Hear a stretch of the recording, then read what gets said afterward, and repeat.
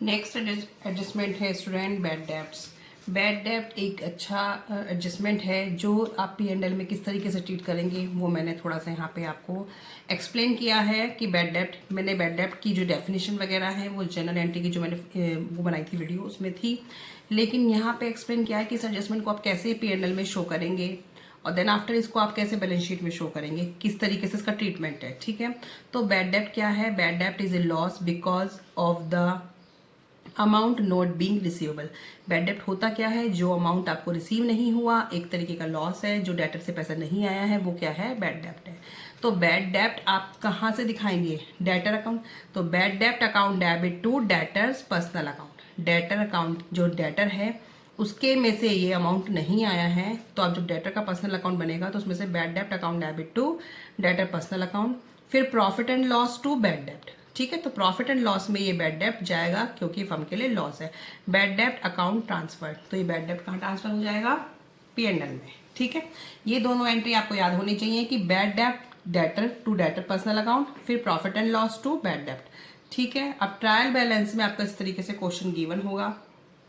Question तो आपका बड़ा गिवन होगा, लेकिन मैंने सिर्फ उसी की ट्रीटमेंट लिया है, बैड डेब्ट को कैसे ट्रीट करेंगे। तो डेटर दे रखे होंगे, बैड डेब्ट दे रखा होगा। ये बैड डेब्ट आपका ओल्ड बैड डेब्ट है जो पहले से ही ट्रायल बैलेंस में है। नीचे इन्फॉर्मेशन दे रखा है write off 1000 as further bad डेब्ट। इट मीन्स इसे मैं फर्दर को बैड डेब्ट को जो न्यू बैड डेब्ट है जो इस साल का है। ठीक है, तो ये बैड डेब्ट वो है। अब आप इसे किस तरीके से शो करेंगे? तो मैंने एक फॉर्मेट बनाया है, प्रॉफिट एंड लॉस का एक बैलेंस शीट बनाई है। उसके बाद आप कैसे ट्रीट करेंगे? हम देखो आपका डेटर कितने के हैं? डेटर है मेरे 1 लाख के। ठीक है, और पुराना बैड डेट कितना है? 2000। न्यू बैड डेट कितना है? फर्दर बैड डेट ये है 1000।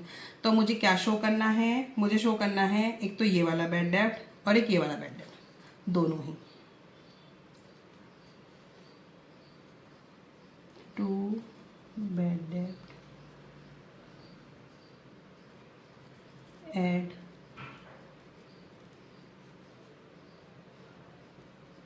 फर्दर बैड डेब्ट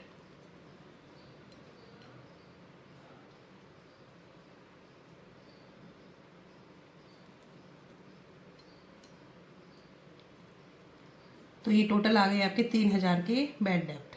ठीक है, ये प्रॉफिट एंड लॉस में 3000 के बैड डेब्ट आएंगे। अगर हमारा प्रोविजन होता तो हम उसे वो ट्रीटमेंट आपका अलग हो जाएगा। ये सिंपल आपको बात याद रखनी है कि P&L अकाउंट में जो ट्रायल बैलेंस में ओल्ड बैड डेब्ट दे रखा है वो भी आएगा और जो नया बैड डेब्ट है वो भी आएगा। अगर प्रोविजन होता तो ट्रीटमेंट अलग हो जाता। अभी आपको बस ये याद रखना है बैड डेब्ट ओल्ड भी लेंगे और न्यू भी लेंगे, दोनों ही बैड डेब्ट आपके P&L में शो कर देंगे। आप बैलेंस शीट में किस तरीके से दिखाएंगे? बैलेंस शीट में आपको क्या आते हैं? Sundry debtor. कितने के डेटर है आपके? 1 लाख। 1 लाख में से लेस फर्दर बैड डेब्ट। फर्दर बैड डेब्ट कितने के हैं? 1000 के। इट मीन्स न्यू वाले। आपको बस यही दिखाने हैं क्योंकि पुराने वाले का तो एडजस्टमेंट हो चुका है, वो एडजस्टमेंट होके बता रखा है। ये जो है ये तो एडजस्टमेंट हो चुके, ये डेटर में से माइनस हो चुके हैं ऑलरेडी। ठीक है, तो आपको कौन से माइनस करने हैं कि इस साल ये वाले ये पैसे नहीं आएंगे, ये रिकवर नहीं होगा, तो ये 1000 माइनस करेंगे 99000। ये क्वेश्चन किस तरीके का है जिसमें प्रोविजन मेंटेन नहीं करना, सिंपल बैड डेब्ट का ट्रीटमेंट बताया।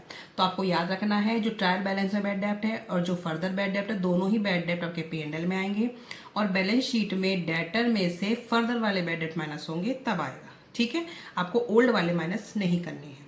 ये तो हो गया आपका बैड डेब्ट का। अगर आपकी ट्रांजेक्शन में गिवन एडजस्टमेंट गिवन आ जाए बैड डेट रिकवर्ड, तो बैड डेट रिकवर्ड क्या है कि पैसा आ गया है, कैश या bank account debit to bad debt recovered. फिर आप इसको कैसे ट्रांसफर करेंगे?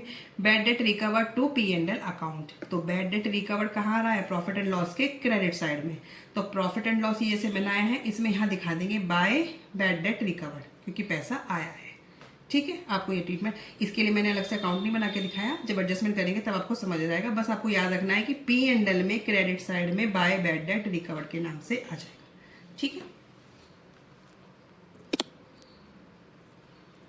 नेक्स्ट टॉपिक है provision for doubtful date. Provision for doubtful date को एक्सप्लेन कर रखा है मैंने, ये टॉपिक है, ये टॉपिक काफी इंपॉर्टेंट है। ये आपका स्टूडेंट अभी आपका 11th में बेस अच्छे से हो जाएगा तो आप 12th में भी इसे इजीली कर लेंगे क्योंकि ये वाला टॉपिक तो आपका 12th तक जाएगा। ठीक है, तो तो अब आगे देखते हैं, conservative and prudence concept guide that anticipated losses and expense should be accounted. Conservative prudence principle क्या कहता है, कॉन्सेप्ट क्या कहता है, कहता है कि जो भी अचानक से इनकम हो उसको तो आप अवॉइड करें, लेकिन एंटिसिपेटेड जो आपके लॉसेस हैं, अचानक से जो लॉसेस हों या एक्सपेंस हों, उसके लिए आपको पहले से ही प्रिपेयर होना चाहिए, पहले से ही एक अकाउंट आपको बना के रखना चाहिए। ठीक है, तो ये प्रूडेंस प्रिंसिपल कॉन्सेप्ट कहता है।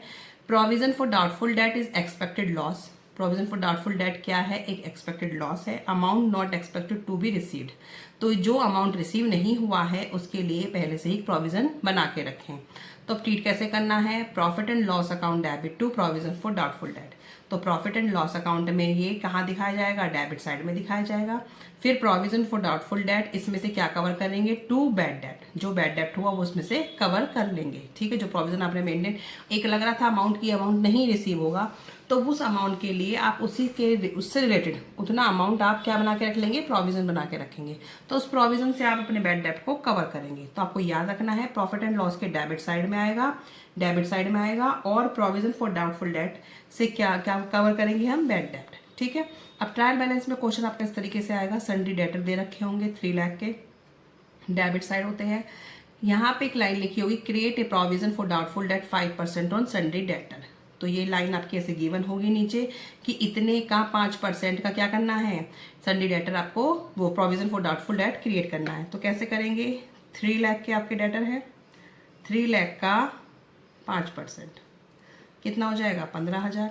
तो 15,000 के मुझे क्या करने हैं, 15,000 का provision for doubtful debt create करना है। तो इसे एडजस्टमेंट एंट्री में कैसे करेंगे, profit and loss to provision for doubtful debt 15,000, जैसे आपको भी एंट्री समझाई थी। ठीक है, जब प्रॉफिट एंड लॉस अकाउंट हम बनाएंगे, ये प्रॉफिट एंड लॉस अकाउंट जब हमारा बनेगा तो हम इसे किस तरीके से दिखाएंगे, to provision for doubtful debt 15,000 profit and loss के डेबिट साइड में। ठीक है, बैलेंस शीट में किस तरीके से दिखाएंगे, बैलेंस शीट में सन्डी डेप्टर 3 लाख लेस प्रोविजन